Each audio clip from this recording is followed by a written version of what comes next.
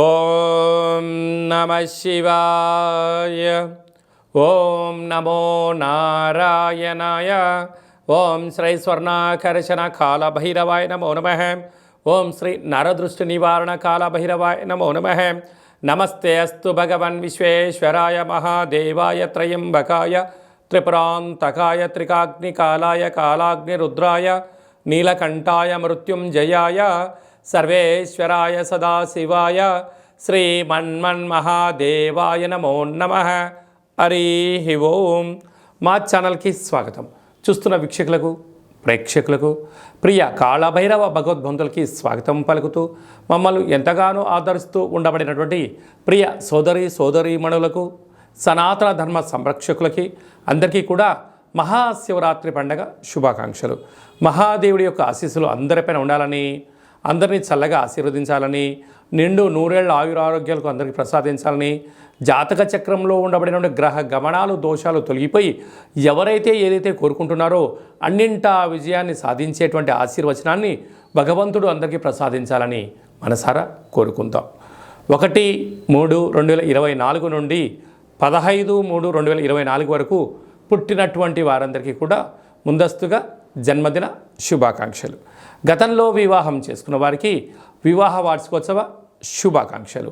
ద్వాదశ రాశుల్లో గ్రహ గమనాల్ని ఒకసారి వీక్షింపచేద్దాం. మేషరాశిలో గురు సంచార స్థితి, కన్యరాశిలో కేతు సంచార స్థితి, మకర రాశిలో కుజుడు మరియు శుక్ర సంచార స్థితి, కుంభరాశిలో రవి బుధాదిత్య రాజయోగము మరియు శనేశ్వర స్వామివారి యొక్క సంచార స్థితి. ఏడాది తర్వాత రవి భగవానుడు కుంభరాశిలో సంచారము, 30 సంవత్సరాల తర్వాత శని భగవాని చేత రవి తన స్వక్షేత్రమైనటువంటి శని భగవాన్తో కలిసి సంచారం చేయడము ఇది ఒక యోగదాయకం అని చెప్పి గమనించగలగాలి. అలాగనే మీనరాశిలో రాహు సంచార స్థితితో ద్వాదశ రాశుల్లో గ్రహ గమనాలు ఈ విధంగా ఉన్నాయి.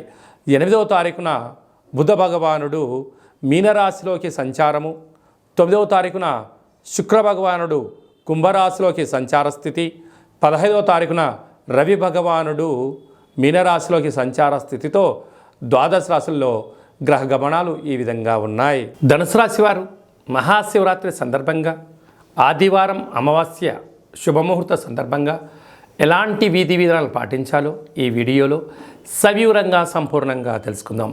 ధనుసు రాశిలో ఏ నక్షత్రాలు వస్తాయనగా మూలా నక్షత్రంలోని 4 పాదాలు, పూర్వాషాఢ నక్షత్రంలోని 4 పాదాలు, ఉత్తరాషాఢ నక్షత్రంలోని 1 పాదం కలిపితే ధనుస్సు రాశి. చాలామందికి పుట్టినటువంటి కాల సమయంలో డేటా బర్త్లు లేనటువంటి ఏకైక కారణం చేత పేరు యొక్క మొదటి అక్షరాన్ని అనుసరిస్తూ రాశిని తెలుసుకునే ప్రయత్నం చేయాలి.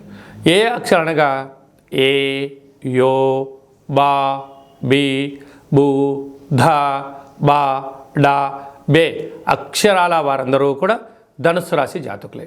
ధనుస్సు రాశి యొక్క అధిపతి దేవగురు బృహస్పతి. వీరికి మకర రాశిలో ధనవాకు కుటుంబ స్థానంలో బుధుడు మరియు శుక్ర సంచార స్థితి, ఒకవైపు కుజదోషము, తృతీయంలో రవి బుధ శని సంచార స్థితి, 18 సంవత్సరాల తర్వాత కళయిక, అలాగనే అర్ధాష్టమ రాహు, పంచమ స్థానంలో గురువు, రాజ్యస్థానంలో కేతు సంచారం చేయనప్పుడు మానసికమైన వేదన, ఆందోళన, ఆరోగ్య పరిస్థితి, నరాల బలహీనత, ఎముకలు, మోకాళ్ళు, మోచేతుల్లో నరాల బలహీనత, తిండిపైన శ్రద్ధ లేకపోవడం, ఆరోగ్యాన్ని ఎక్కువగా కేర్గా తీసుకోవాలని ఎంత ఉండినను వాతావరణం అనుకూలించకపోవడం, సమయానికి ఆఫీస్ వర్క్ అనే ఒత్తిడి కారణం వలన మానసికమైన వ్యధకు గురి అవ్వడం వలన దీర్ఘకాలికమైన వ్యాధులైనటువంటి పెరాలసిస్ కానీ, షుగర్ కానీ, థైరాయిడ్ కానీ, అంతర్గతమైన రక్తహీనతతో కూడుకున్నటువంటి అంటే కాల్షియం డెఫిషియన్సీ వచ్చేటువంటి వ్యాధులు వచ్చేటువంటి అవకాశాలు చాలా అధికంగా ఉన్నాయి. ఇలాంటి కాల సందర్భంలో మహాదేవుడికి శనగపప్పుతో కూడుకున్నటువంటి పసుపు రంగుతో కూడుకున్నటువంటి పసుపుతో మహాదేవుడికి అభిషేకం చేయడం వలన శత్రుదోష నివారణ, కులదేవతల యొక్క ఆశీస్సులు, ఇంటి దేవతల ఆశీస్సులు కలుగుతాయి. అలాగనే ఆదివారం అమావాస్య సందర్భంగా గృహంలో కానీ, అలాగనే తెల్లజిల్లెడు వృక్షం దగ్గర కానీ, కాళభైరవుడి దగ్గర కూష్మాండ దీపాన్ని వెలిగింపచేయడం, మీ జన్మ నక్షత్రం రోజున పూర్ణిమ, అష్టమి, అమావాస్య సందర్భంగా దూరవాయు జల ప్రయాణాలు పెట్టుకోకపోవడం ఉత్తమోత్తంగా భావించగలగాలి. స్వయం వృత్తులు, సేవా రంగాలు, సాఫ్ట్వేర్, హార్డ్వేర్ ఉద్యోగస్తులకు చాలా మంచి కాలము అని చెప్పి గమనించాలి. మార్చి 1వ తారీఖు నుండి 15వ తారీఖు వరకు ముఖ్యమైనటువంటి పండుగల గురించి క్లుప్తంగా, సవివరంగా, సంపూర్ణంగా తెలుసుకుందాం. 4వ తారీఖున సోమవారం బహుళాష్టమి సందర్భంగా అచితాంగ కాళభైరవ స్వామి స్మరణ, ధ్యానము, కుష్మాండ దీపము, సౌభాగ్య ముడుపు కట్టడం వల్ల సకల అష్టకష్టాలు తొలగిపోతాయని చెప్పి గమనించగలగాలి. 8వ తారీఖున మహాశివరాత్రి పండుగ, విశేషమైనటువంటి శుక్రవారం, శ్రవణ నక్షత్రం, ధనిష్టా నక్షత్రంతో కూడుకున్నటువంటి మహాశివరాత్రి అవ్వడం వలన మనకు అయోధ్య రామ మందిర నిర్మాణం తదనంతరం తర్వాత మొట్టమొదటిసారిగా వస్తూ ఉండబడిన మహాశివరాత్రి పండుగ సందర్భంగా మనమందరం కూడా జన్మకో శివరాత్రి అన్నట్టుగా ఈ యొక్క 2024వ సంవత్సర ప్రారంభ కాలంలో శుక్రవారం కళవు వెంకటేశ్వర అన్నట్లుగా శ్రీ వెంకటేశ్వర స్వామి వారి యొక్క జన్మ నక్షత్రం రోజున మాస శివరాత్రి, మహాశివరాత్రి సందర్భంగా మనమందరము కూడా వీలైనంత వరకు ఉప ఆవాసం ఉందాం, శివనామస్మరణ చేద్దాం, వీలైనంత వరకు మౌనంగా ఉండే ప్రయత్నం చేద్దాం. ఆ ఆది మహాదేవుడి యొక్క ఆశీస్సులు పొందుదాం. కుదిరితే మీ దగ్గర ఉండబడిన శివాలయాల్లో అభిషేకం చేసుకోండి. అలా కుదరలేనటువంటి పక్షంలో కానీ లేదు ఇంకొంచెం భగవంతుడి యొక్క ఆశీస్సులు పొందాలి అన్నట్లయితే మన యొక్క కాళభైరవ స్వామి యొక్క దేవాలయంలో సహస్ర ద్వాదశ జ్యోతిర్లింగేశ్వర స్వామివారు, 1,00,000 రుద్రాక్షల మహాదేవుడిని ఏర్పాటు చేయడం జరిగింది కనుక మీ గోత్రనామాలు మాకు పంపించినట్లయితే మీకు వాట్సాప్ ద్వారా వీడియో కాల్ చేయించి మహాదేవుడికి రుద్రాభిషేకము, శతరుద్ర హోమాన్ని చేయించడం జరుగుతుంది కనుక భక్తులందరూ కూడా మహాదేవుడి యొక్క అభిషేక కార్యక్రమంలో పాల్గొని ఆ పార్వతీ పరమేశ్వరుల యొక్క కృపకటాక్ష వీక్షణ పొందగలరు. అలాగనే మరో అద్భుతమైనటువంటి విషయం ఏమిటయ్యా అనగా 10వ తారీఖున ఆదివారం అమావాస్య పూర్వభద్ర నక్షత్రం రావడం కూడా జరుగుతుంటుంది. అంటే మాసాలలో ఆమాకావైనట్టుగా మాఘమాసము, అందులో మహాశివరాత్రి తదనంతరము ఆదివారం రోజు అమావాస్య రావడం వల్ల అద్భుతమైన అతీంద్రియమైన శక్తి సంపాదించడం కోసము ధ్యానం, పూజ, హోమ కార్యక్రమంలో పాల్గొన్నట్లయితే సకల శుభం కలుగుతుందని చెప్పి గమనించాలి.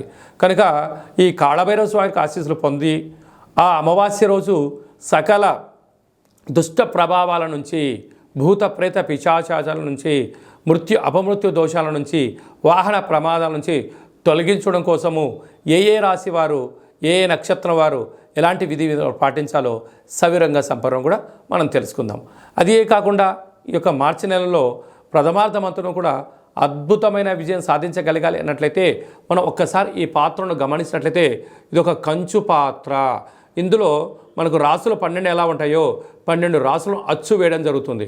కనుక ఈ యొక్క పాత్రను మన యొక్క పూజా మంత్రంలో ప్రతిరోజు పూజ చేసిన తదనంతరము మనసులో ఒక్కొక్క నెలలో ఒక్కొక్క కాళభైరవ స్వామి ఉంటారు కనుక ఈ యొక్క మాఘమాసంలో అచితాంగ కాళభైరవ స్వామిని స్మరించాలి కనుక స్వామికి ఆశీస్సులు ఎలా పొందాలో తెలుసుకుందాం. అలాగే మనసులో ఓం అచితాంగ కాళభైరవాయ నమః అని అనుకొని ఇలా శబ్దం చేసినట్టయితే ఒక పాత్రలో ఓంకార శబ్దం రావడం జరుగుతుంది.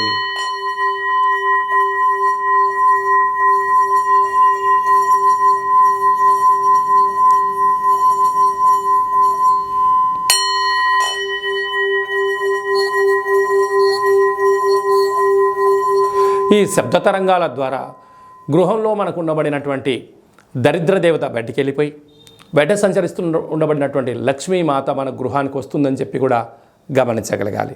కనుక ఒక కాళభైరవ హోమాన్ని, కాళభైరవ స్వామి యొక్క పిరమిడ్ని, ఈ యొక్క అక్షయపాత్రని, డాలర్ని, కంకణాన్ని, మీకు కాలికి చేయి కట్టుకునేటువంటి సౌభాగ్యమైనటువంటి రక్షణ కవచాన్ని కూడా ఏర్పాటు చేయడం జరుగుతుంది. ఆసక్తి గలవారు ఈ కింది నెంబర్ని సంప్రదించి అక్షయ పాత్రను సొంతం చేసుకుందాం, అష్ట కష్టాలకు దూరంగా ఉందాం, అష్టైశ్వర్యానికి స్వాగతం పలుకుతామని చెప్పి గమనించాలి. మీ యొక్క వ్యక్తిగత జాతకం తెలుసుకోవాలనుకుంటున్నారా? మీరు పుట్టినటువంటి తేదీ, నెల, సంవత్సరం, సమయం, మీరు పేరు, మీరు ఏ వృత్తి చేస్తున్నారో రాసి మీరు వాట్సాప్ పంపించగలిగినట్లయితే సంపూర్ణమైనటువంటి 100 సంవత్సరాల జాతకాన్ని రాసి పంపించి పుట్టినప్పుడు గ్రహ గమనాలు ఎలా ఉన్నాయి, ప్రస్తుతం ఎలా ఉన్నాయి, రాబోయే కాలం ఎలా ఉండబోతున్నాయో సవివరంగా సంపూర్ణంగా కూడా మీకు తెలియజేయడం జరుగుతుంది. చాలామందికి డేటా ఆఫ్ బర్త్లు లేనటువంటి వారికి మీ పేరు యొక్క మొదటి అక్షరాన్ని అనుసరిస్తూ కాళభైరవ ఉపాసన చేత రమణ శాస్త్రం ద్వారా గవ్వల ద్వారా మీకు జ్యోతిష్యం తెలియచేస్తూ భూత భవిష్యత్ ఉత్తమాలను కూడా తెలియజేయడం జరుగుతుంది. కనుక మీ వ్యక్తిగత జాతకం తెలుసుకోవాలనుకుంటున్నట్లయితే ఈ కింది నెంబర్ సంప్రదించి అపాయింట్మెంట్ తీసుకొని సంప్రదించగలరు.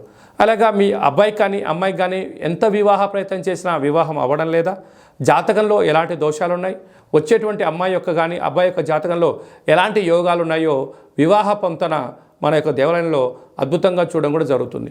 గతంలో వివాహం చేసుకున్నటువంటి దంపతులు తరచూ గొడవపడడం కానీ పోలీస్ స్టేషన్లు గొడవలకు వెళ్తున్నట్లయితే మీ పేరులో స్వల్పమైన మార్పు చేత మిమ్మల్ని ఆ పార్వతీ పరమేశ్వరులు ఎలా కలిసి ఉంటారో మీరు అలా కలిసి ఉండడానికి ఆధ్యాత్మిక సలహాలు సూచనలు కూడా ఇవ్వడం జరుగుతుంది. అలాగా మీకు అబ్బాయి కానీ అమ్మాయి కానీ పుట్టినట్లయితే మీ యొక్క వారి యొక్క పుట్టినటువంటి తిథి ప్రకారంగా, రోజు ప్రకారంగా, డేటు ప్రకారంగా, నక్షత్ర ప్రకారంగా ఎలాంటి పేరు పెట్టుకోవాలో ఆధ్యాత్మికమైనటువంటి పేర్లను మీకు సూచించడం జరుగుతుంది. అదే కాకుండా చాలామందికి కాళభైరవ మంత్ర ఉపదేశం ఎలా తీసుకోవాలి, కాళభైరవ సాధన ఎలా చేయాలి, కాళభైరవ స్వామి వారి ఆశీస్సులు ఎలా పొందాలో అని అనుకుంటుంటారు. వారందరికీ కూడా మన యొక్క దేవాలయంలో మంత్రోపదేశం, జపము, తర్పణము, హోమ కార్యక్రమాన్ని ఎలా చేసుకోవాలో తెలియజేస్తూ ఆధ్యాత్మిక సలహాలు సూచనలు మీకు ఇవ్వడం జరుగుతుంది. కనుక ఆసక్తి గలవారు ఈ కేంద్రము సంప్రదించి ఈ మహాశివరాత్రి సందర్భంగా అందరి యొక్క గోత్రనామాల్ని మీరు పంపించినట్లయితే మీకు పూజ చేసి స్వామి యొక్క ప్రసాదాన్ని ఒక రుద్రాక్షను ప్రసాదంగా కూడా పంపించడం జరుగుతుంది. కనుక అందరూ కూడా గోత్రనామాల్ని ఈ యొక్క ఫోన్ నెంబర్లకు వాట్సాప్ పంపించగలరు. అందరిపైన మహాదేవుడి యొక్క ఆశీర్వాదాలు ఉండాలని కోరుకుంటూ ఆశీర్వచనం. సర్వమంగళ మాంగళ్యే శివే సర్వార్థి సాధికే శరణ్యే త్రయంబకే దేవి నారాయణి నమోస్తుతే. హరి ఓం. శతమానం భవతి శతాయు పురుష సతేంద్రియ ఆయుష్యేవేంద్రియే ప్రతిష్టతి. ధనం ధాన్యం బహుపుత్రలాభం శత సంవత్సరం దీర్ఘమాయు. సర్వే జనా సుఖినో భవంతు.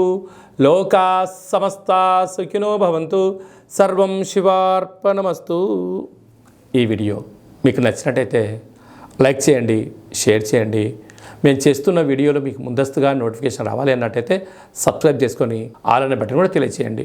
మీరు ఎవరి క్షేమాన్ని కోరుకుంటున్నారో లేదా మీ క్షేమాన్ని ఎవరైతే కోరుకుంటున్నారో వారందరికీ ఈ మహాదేవుడి యొక్క అభిషేక కార్యక్రమమైనటువంటి ఈ వీడియోను అందరికీ ఫార్వర్డ్ చేయండి. మహాదేవుడి యొక్క ఆశీస్సులు పొందండి.